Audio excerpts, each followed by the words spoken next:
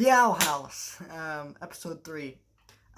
So, to catch you up to speed with the last 2 episodes which I reviewed, I wasn't too keen on the setup for the first episode, but I thought it could go some interesting directions. The second episode, I thought was straight up garbage, because, the second episode was doing this, kind of story where they're like, no, there is no clear, hey, we're going to do the typical fantasy stuff.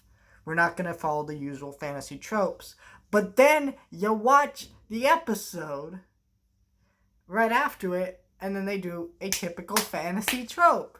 Characters with magical abilities going to a school. Just saying. Like, that's pretty dumb. So in this episode, we meet Amity and Willow, 2 characters who are attending the school.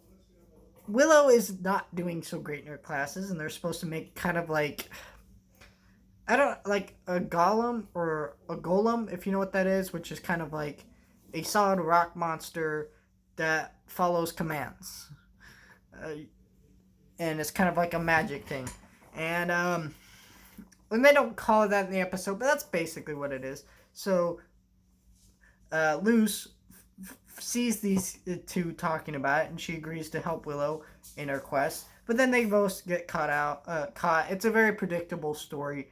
But the point of the show, or this episode, is to set up Luz is now going to school here.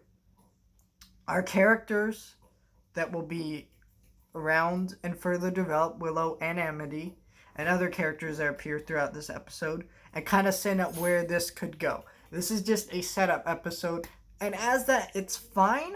It's, again, a very predictable episode, but that doesn't matter too much. It's enjoyable. It's fine. It's a pretty well-paced episode. What I'm not keen on is Ida and King's subplot in this episode. It really isn't a subplot. They're just kind of there doing stuff.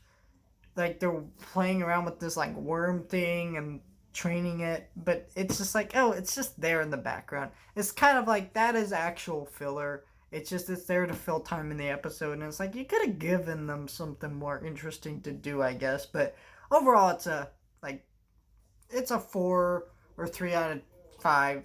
Closer to a 3.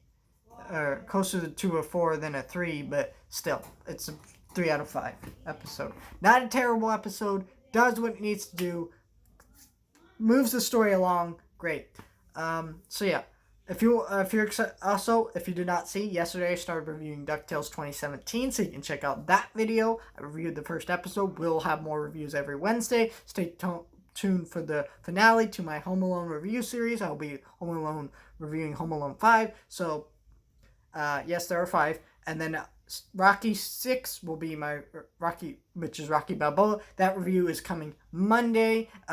We got Disney Plus reviews. We got Fairy Godmother coming out this weekend. We got the new Mickey Mouse shorts, Mandalorian. I got all those reviews coming. I also have a couple other videos that I'm hoping to get out today, I want to talk about the ESPN documentary series, The Last Dance. And then I also am maybe doing an appreciation video on SpongeBob. I haven't decided yet. That video might be coming today too. So stay tuned for more reviews coming soon, coming your way.